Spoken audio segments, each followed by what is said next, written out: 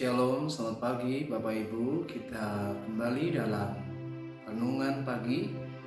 Bagaimana kabar Bapak Ibu semua hari ini? Tentu kita semua baik dan sehat. Dan mari pagi ini kita akan belajar, saudara. Dan tema yang akan kita bahas adalah memaknai sebuah kehidupan. Saudara, bagaimana cara pandang Anda tentang hidup ini sangat penting. Dan itu semua akan menentukan bagaimana sikap dan respon kita di dalam menghadapi kehidupan dan menjalaninya, serta bagaimana kita menikmati kehidupan yang Tuhan berikan bagi setiap kita. Nah, kita akan belajar dari sebuah kisah yang sungguh luar biasa. Seorang wanita berkulit hitam. Ia lahir di Amerika Serikat, tepatnya di sebuah kota bernama Mississippi, dan ia lahir tanggal 29 Januari tahun 1954. Dan ia terlahir di sebuah keluarga yang miskin, saudara. Ayahnya adalah seorang mantan serdadu yang kemudian menjadi tukang cukur. Bahkan ibunya seorang pembantu rumah tangga. Anda bisa bayangkan keluarga si wanita berkulit hitam ini. Tentu kita sudah bisa membaca bagaimana keluarga ini sangat hidup dalam garis kemiskinan. Nah, siapakah wanita berkulit hitam ini? Dia adalah Oprah Winfrey. Tahukah Anda? Wanita ini sungguh luar biasa, mengalami berbagai lika-liku kehidupan, dan sungguh tidak pernah terbayangkan akhirnya ia menjadi wanita yang luar biasa. Saudara, tahukah Anda, Oprah Winfrey adalah seorang wanita yang hidup dalam garis kemiskinan. Orang tuanya sangat miskin. Bahkan orang tua Oprah bercerai sebelum ia tinggal bersama ibunya. Kemudian ia tinggal bersama neneknya di peternakan, dan di sanalah Oprah dididik sangat keras selama 6 tahun. Dan kehidupan Oprah Winfrey ini sungguh mengerikan, Bapak Ibu. Sungguh tragis, peristiwa demi peristiwa ia alami. Bahkan di usianya masih sangat muda belia, tepatnya di usia 9 tahun, ia pernah mengalami pelecehan seksual. Ia dilecehkan oleh saudara sepupu ibunya, dan ia dilecehkan secara seksual dengan sungguh menyakitkan. Dan ia diperkosa oleh beberapa pria waktu itu. Sehingga akhirnya di usia 14 tahun ia mengandung, saudara. Dan akhirnya ia melahirkan seorang bayi yang akhirnya tidak bertahan. Ketika berumur 2 minggu, bayi itu kemudian meninggal dunia. Sungguh tragis peristiwa yang ia alami. Bahkan ia kemudian memutuskan untuk tinggal bersama ayahnya dan bersama ibu tirinya. Dan di sanalah ia kemudian bertekad untuk mengubah kehidupannya. Dan ia kemudian berjuang untuk menunjukkan siapa dirinya yang sesungguhnya. Dan di sanalah kisah hidup Oprah Winfrey dimulai, Bapak Ibu. Dia bertumbuh menjadi seorang anak remaja yang memiliki perilaku yang pada waktu itu dia sangat nakal, sehingga perilakunya negatif. Nilai-nilai sekolahnya pun tidak menunjukkan nilai yang cukup baik. Itu sebabnya ayahnya sangat marah, dan ayahnya berkata, jika kamu tidak mendapat nilai A, maka ayahnya tidak bersedia menerima si Oprah Winfrey. Dan kemudian hal ini menjadi sebuah motivasi diri bagi si Oprah. Maka dia belajar bersungguh-sungguh. Kemudian puji Tuhan, ia bangkit dan nilai sekolahnya membaik, saudara, sehingga ia menjadi remaja yang sangat ramah dan menjadi remaja yang terpopuler di lingkungan sekolahnya. Di usia 16 tahun, ia kemudian menempuh perjalanan ke Los Angeles, saudara, untuk menjadi pembicara di sebuah gereja. Dan tidak hanya itu, ia juga menjadi siswa teladan dan berprestasi saat ia duduk di bangku SMA. Berkat kejeniusan dan kecerdasan si Oprah ini menghantarkan dia ke Gedung Putih dan ia mendapatkan beasiswa untuk kuliah. Tidak yang cerdas, si Oprah Winfrey ini kemudian dia juga pernah menjuarai sebuah kontes kecantikan. Dan di usia 17 tahun ia memulai sebuah karirnya menjadi seorang penyiar berita di sebuah stasiun radio lokal. Bahkan ia mendapatkan bayaran yang cukup besar pada zaman itu setiap minggunya. Dan kemudian Bapak Ibu menginjak di usia 19 tahun, ia juga bekerja di sebuah stasiun televisi, tepatnya di sebuah kota bernama Nashville. Dan dia dipekerjakan sebagai seorang wartawan dan penyiar berita.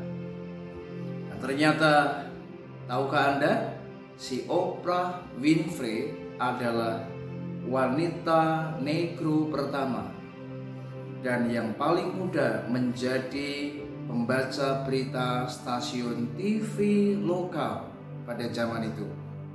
Dan ia memulai debut talk show-nya dalam acara People Are Talking. Dan kemudian di tahun 1984, Oprah mendapatkan sebuah terobosan yang luar biasa. Ia diminta menjadi seorang pemandu acara tersendiri di sebuah acara miliknya yang bernama EM Chicago, dan mengudara pada waktu itu dan sungguh luar biasa mendapatkan respon yang sangat fantastis. Dan dalam waktu singkat, saudara, ia menjadi bintang di 120 kota besar di seluruh Amerika Serikat. Dan kita tahu sebuah acara yang terkenal yang kita juga tentu pernah dengar, yaitu The Oprah Winfrey Show, membuat debut nasional pertamanya tahun 1986 dan meraih sebuah kesuksesan yang sangat fantastis dan luar biasa, dan menjadi pertunjukan paling populer pada waktu itu di televisi, dan menjadikannya menjadi seorang wanita kulit hitam yang bangkit dari kemiskinan dan menjadi bintang yang memiliki nilai bayaran yang sangat tinggi. Tidak pernah menyangka, saudara, The Oprah Winfrey Show menjadi talk show nomor 1 saat itu.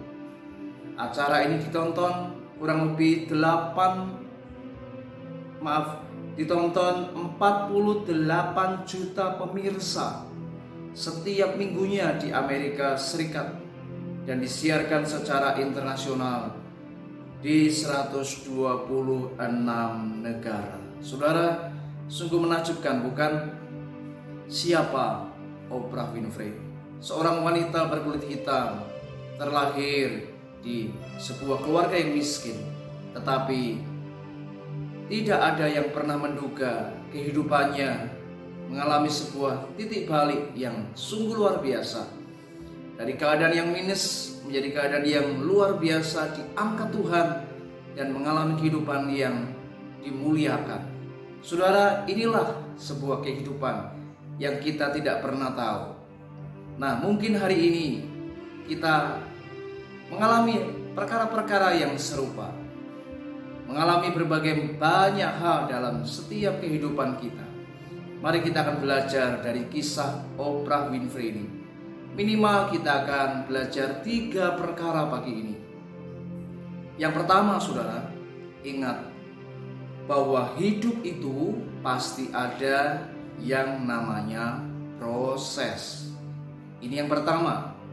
Mari kita lihat di dalam firman Tuhan Yakobus pasal yang pertama ayat 2 sampai 4. Demikian firman Tuhan. Saudara-saudaraku, anggaplah sebagai suatu kebahagiaan apabila kamu jatuh ke dalam berbagai-bagai pencobaan. Sebab kamu tahu bahwa ujian terhadap imanmu itu menghasilkan ketekunan. Dan biarlah ketekunan itu memperoleh buah yang matang, supaya kamu menjadi sempurna dan utuh dan tak kekurangan suatu apapun. Kemudian dalam kitab Roma 8 ayat 28 dikatakan, kita tahu sekarang bahwa Allah turut bekerja dalam segala sesuatu untuk mendatangkan kebaikan bagi mereka yang mengasihi Dia, yaitu bagi mereka yang terpanggil sesuai dengan rencana Allah. Saudara, dari pembacaan dua ayat ini kita tahu bersama bahwa setiap orang selalu ingin segalanya itu baik. Tetapi dalam kehidupan ini tidak pernah ada yang pernah memprediksi apa yang terjadi. Mungkin ekspektasi kita ingin segalanya baik, segalanya aman, segalanya nyaman, tidak ada masalah. Tetapi inilah yang namanya sebuah kenyataan. Hidup itu tidaklah demikian, Bapak Ibu. Ada kalanya kita pasti akan melewati yang namanya banyak hal, baik itu persoalan, baik itu masalah yang kita hadapi. Itulah yang namanya berbagai-bagai pencobaan. Firman Tuhan berkata, dikatakan berbahagialah jika kita mengalami berbagai-bagai pencobaan. Itulah yang namanya sebuah proses. Kita harus menganggapnya itu sebuah kebahagiaan. Kenapa demikian? Karena justru dari setiap proses itulah kita belajar. Dari setiap proses itulah kita dididik, saudara. Maka dari itu, ketika kita mengalami sebuah proses, jangan pernah kita berpikir yang negatif. Mari belajar berpikir yang positif. Sebab itulah cara Tuhan mendidik kita. Justru itulah cara Tuhan menggembleng hidup saudara, supaya Anda menjadi pribadi yang kuat, Anda menjadi orang-orang yang bertekun ketika mengalami proses itu, dan Anda akan menjadi orang yang matang secara rohani. Oleh sebab itu, saudara, saya percaya bagi mereka yang berpikir baik dan positif ketika mengalami proses, maka ia akan menemukan sebuah keindahan di balik setiap proses itu. Tetapi bagi mereka yang berpikir negatif, mereka justru akan mengalami banyak persoalan dan mengalami kehancuran dalam hidup ini. Mari Bapak Ibu nikmati setiap proses kita. Sebab setiap proses, ingat, ujungnya pasti sebuah kebaikan. Sebab Allah itu merancangkan apa yang baik bagi kita. Tuhan tidak pernah merancangkan apa yang buruk bagi hidup setiap kita, saudara. Yang kedua, Bapak Ibu, hidup itu tidak hanya pasti ada yang namanya proses, tetapi yang kedua, hidup itu pasti ada yang namanya perjuangan. Ayub pasal 7 ayat 1 firman Tuhan berkata, bukankah manusia harus bergumul di bumi dan hari-harinya sama seperti hari-hari orang upahan?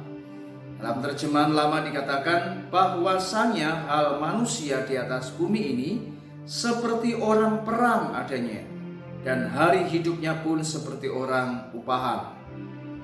1 Timotius 4 ayat 10 dikatakan, itulah sebabnya kita berjerih payah dan berjuang, karena kita menaruh pengharapan kita kepada Allah yang hidup, juru selamat semua manusia, terutama mereka yang percaya.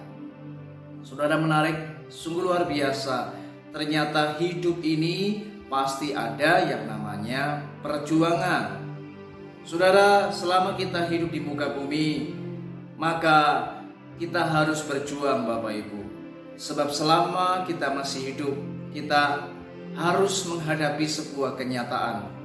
Kehidupan tidak selamanya berjalan datar, tidak selalu flat, saudara. Pasti ada dinamika dalam kehidupan ini. Dan disitulah kita harus menghadapi banyak tantangan, persoalan, masalah demi masalah. Baik itu dalam rumah tangga, dalam pekerjaan, dalam pelayanan saudara. Anda pasti mengalami banyak kesulitan. Dan di sanalah kita diajar, kita dididik. Dan Tuhan inginkan kita menjadi orang-orang yang lebih daripada pemenang. Kita harus berjuang untuk menjadi pemenang-pemenang kehidupan. Dan tahukah Anda, Tuhan itu sangat tidak suka kepada orang yang namanya pecundang.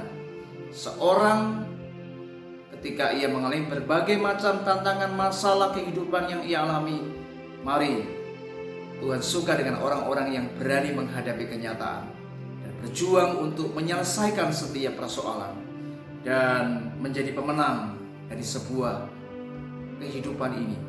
Di balik semua yang kita alami, tahukah Anda bahwa tidak ada perjuangan yang dilakukan tanpa rasa sakit.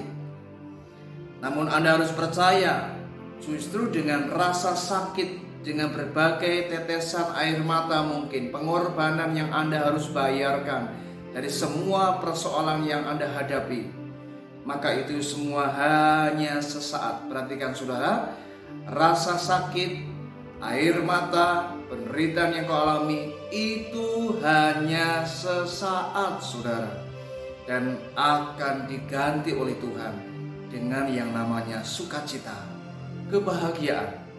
Dan selalu ada perjuangan yang harus dilakukan selama kita hidup. Tetapi kita percaya di balik semua perjuangan yang kita lakukan, maka itu akan membuahkan sebuah hasil dan sungguh tak terbayangkan. Sebagaimana Oprah Winfrey, kita tahu bersama, perjuangannya sungguh luar biasa dan tidak pernah sia-sia Bapak Ibu. Thomas Alva Edison pernah berkata demikian, kesuksesan adalah 1% kejeniusan dan 99% adalah kerja keras. Jadi kalau Anda mau sukses, Anda mau berhasil, tidak ada kunci yang lain, yaitu Anda harus berjuang, Anda harus bekerja keras, Anda harus terus berperang dalam kehidupan yang penuh dengan lika-liku, persoalan, masalah yang tentunya kita harus hadapi. Tapi percayalah, Anda tidak berjuang sendiri. Ketika Anda sungguh-sungguh percaya, Anda berjalan bersama Tuhan, maka Tuhan bisa mempermuliakan hidup kita. Dan yang terakhir saudara, kita belajar ternyata hidup itu pasti ada yang namanya keajaiban. Ayub pasal 5 ayat 9 dikatakan, ia melakukan perbuatan-perbuatan yang besar dan yang tak terduga, serta keajaiban-keajaiban yang tak terbilang banyaknya. Wow, sungguh luar biasa saudara. Yang ketiga, ternyata hidup ada sebuah keajaiban. Ya, saudara percayalah, pasti akan datang masanya, pasti akan tiba waktunya. Suatu saat Anda akan menikmati yang namanya keajaiban dari Tuhan. Dan siapa pembuat keajaiban? Tentu keajaiban itu datangnya dari Tuhan. Kita memang harus menjalani realita kehidupan, tetapi percayalah, ketika kita mau berjuang, ketika kita mau bertekun, kita tabah menjalani, kita sabar untuk menghadapi semua yang kita lewati, yang kita lalui.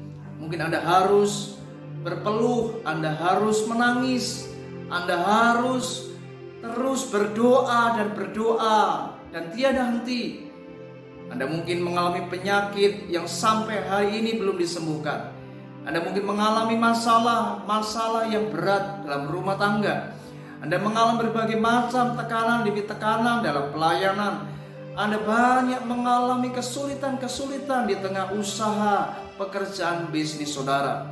Percayalah, di tengah keterpurukan, di tengah masalah yang kau hadapi, percayalah akan terjadi yang namanya sebuah keajaiban.